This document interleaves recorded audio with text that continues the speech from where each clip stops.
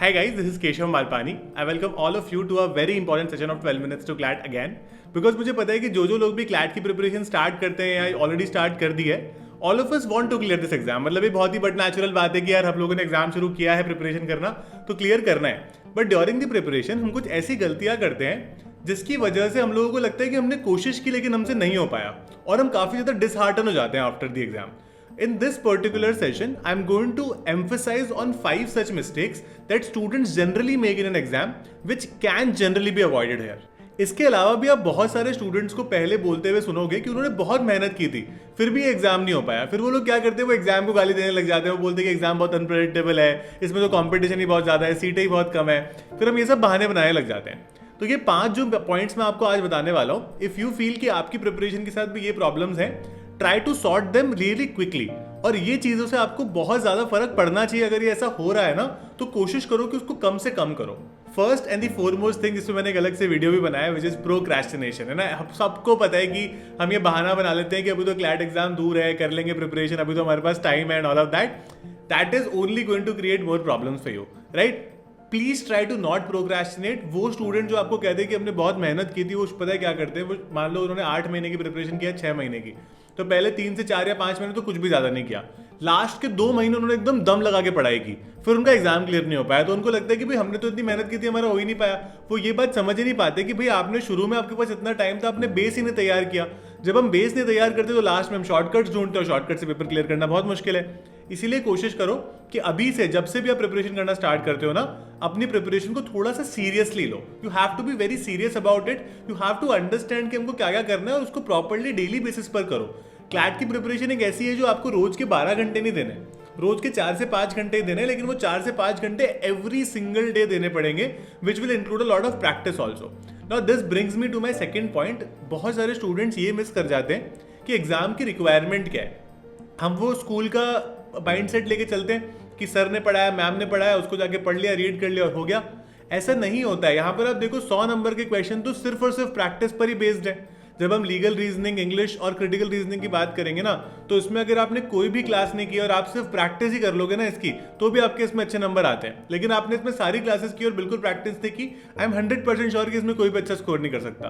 तो अगर आप अपनी क्लैट प्रिपरेशन के दौरान प्रैक्टिस ही नहीं कर रहे हो, then you can not expect yourself to do well in this exam. तो ये मेरा थर्ड पॉइंट है कि मैथ्स एक ऐसा सब्जेक्ट है जो हमको लगता है कि हमारा हमेशा से वीक रहा है ना. स्कूल में देख लो, कभी भी पहले भी देख लो, कोई भी हमने एग्जाम दिया हो, मैथ्स में ज़्यादा अच्छा स्कोर नहीं आ पाया.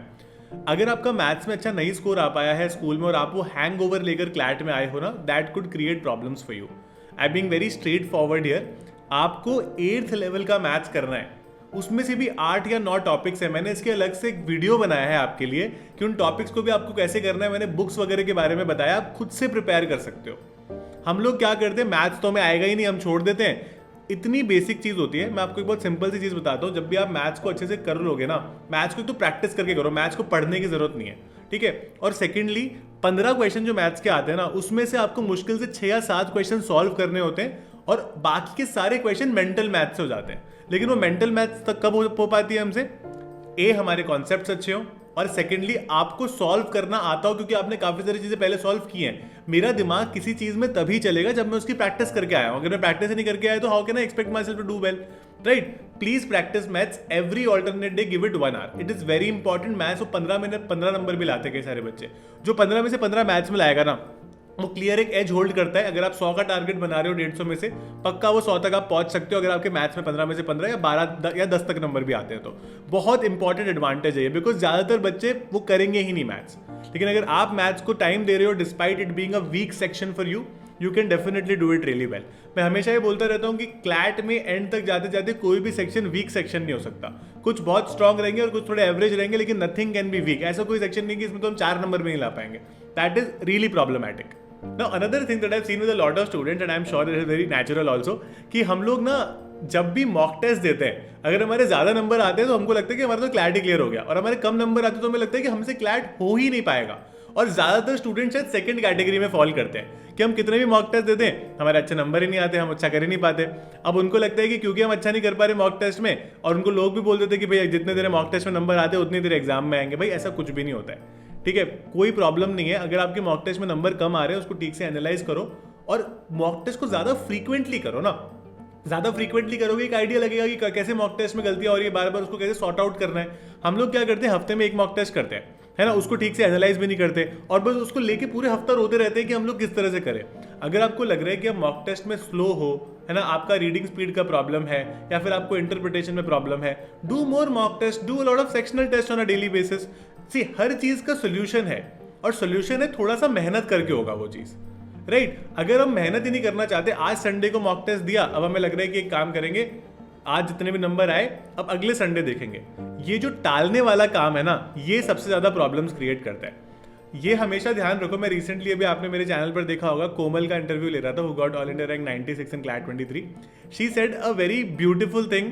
वहां पर उन्होंने बताया कि जब भी उनके मॉक टेस्ट में नंबर कम आते थे ना, तो वो उनको ऐसा लगता था कि चलो ठीक है, नंबर तो कम आए, ये गलत है, मैं देखती हूँ कैसे नंबर कम आए, लेकिन उनके दिमाग में ये रहता था कि चलो कोई बात नहीं, जिस इंसान ने ये पेपर बनाया है मॉक टेस्ट का, वो डेफिनेटली क्लैट का पेपर नहीं बनाएगा। ये एक पॉजिटिव माइंडसेट है बहुत ज्यादा, मतलब it's all about mindset at the end of the day, right. अगर आप बहुत ज्यादा उसको लेके रोते रहोगे तो फिर वो रोना ही पड़ेगा हमेशा, right. Last but a very important thing, कि पूरी आपको दुनिया एडवाइस देगी क्लैट को कैसे क्लियर करना है, कैसे नहीं करना है। हम लोग भी सबकी बात सुनते हैं, चाहे किसी को कुछ नॉलेज हो या ना हो।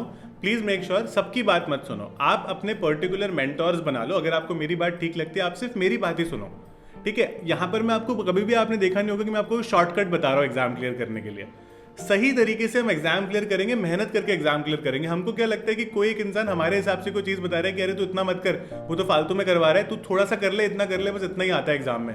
हमको लगता है कि ठीक है, तो अच्छी बात है, क्योंकि उसकी वजह से हमें कम प्रिपरेशन करनी पड़ी। हमारे मन में एक प्रमाइस होता है कि हम कम प्रिपरेशन करें, सामने वाला आके उसको वैलिडिटी दे देता है, चाहे वो इंसान गलत बोल रहा हो, हम उसको सही मान लेते हैं, ठीक है। कई लोग बोलते हैं कि नहीं, तुझसे नहीं निकल पाएगा, तेरे तो मॉक में भी इतने नंबर आ रहे हैं, ऐसे वैसे। किसी की बात सुनने की जरूरत नहीं, और अपना कंपटीशन खुद से ही रखो। अगर पिछले मॉक टेस्ट में 50 नंबर आए थे, अगले वाले में 52 आने चाहिए, 51 आने चाहिए। पिछले वाले से कम लाने की कोशिश मत करो, बस थोड़ा ज्यादा लाने की कोशिश करो। यही रिक्वायरमेंट है एग्जाम की। इतनी सी चीज है जो आपको समझनी है। You will have to do this on a daily basis. Mock test बहुत सारे करो। मॉक टेस्ट आप लोगों को पता है, I'm providing you a set of 15 offline mock test along with answer keys in OMR।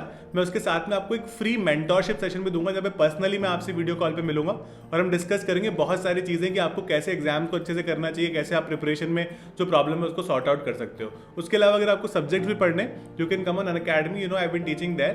तो लीगल रीजनिंग और करंट अफेयर्स 50% सिलेबस आपको वहाँ पर मैं पढ़ाऊंगा, आपकी वहाँ की सारी स्ट्रैटेजी आपकी मैं बनाऊंगा, ठीक है। और हम लोग बहुत सारी क्लासेस करेंगे करंट अफेयर्स के लिए, बहुत सारे नोट्स बनाएंगे ताकि एंड तक जाकर कोई भी दिक्कत ना हो, right. You can in fact use my code Malpani, get 10% off on all the Unacademy subscription. I will be happy to see you there in my class. If you like my sessions, please subscribe to this channel, share it with your friends and keep smiling like this.